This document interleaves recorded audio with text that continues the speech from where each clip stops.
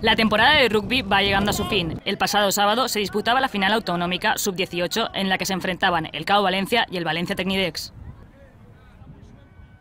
El campeón, además de alzarse con el título, participará en el próximo Campeonato de España. Y este era un aliciante más para un partido de máxima rivalidad, deportivamente hablando, tanto en el campo como en la grada.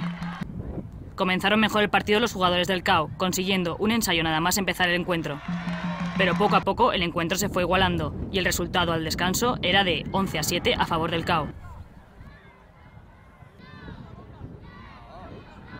En la segunda mitad el nivel físico fue determinante y en ese apartado el Valencia Tecnidex se mostró superior remontando el encuentro hasta el 11-19 que reflejó el marcador final.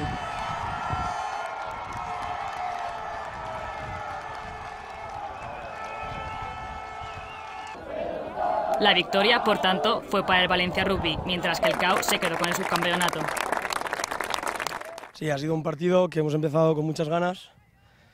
Ha sido una mitad parte muy fuerte y el bajón físico ha llegado a la segunda parte donde ellos estaban más fuertes que nosotros. Y ahí ha sido el error, el momento en que las piernas no funcionan y todo va mal. Después en la segunda parte ya, con el sol en los ojos, el viento en contra, han empezado a caer los pases y se ha ido todo.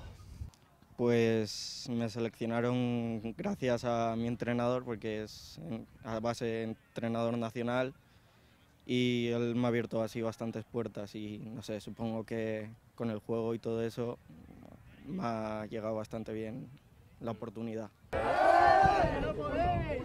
Al principio empezamos nosotros dormidos, no estábamos bien en el partido, andábamos, no corríamos, pero poco a poco a lo largo del partido hemos empezado a ponernos las pilas. Pues hemos ganado la Liga de la Comunidad Valenciana, la Liga Autonómica, y ahora vamos al Campeonato de España sub-18, donde van todos los clubes que han ganado sus propias finales en las regiones autonómicas de España. Estamos en un año sub-18 donde la gente acaba los estudios y hay mucha gente que se va allá fuera a estudiar en España.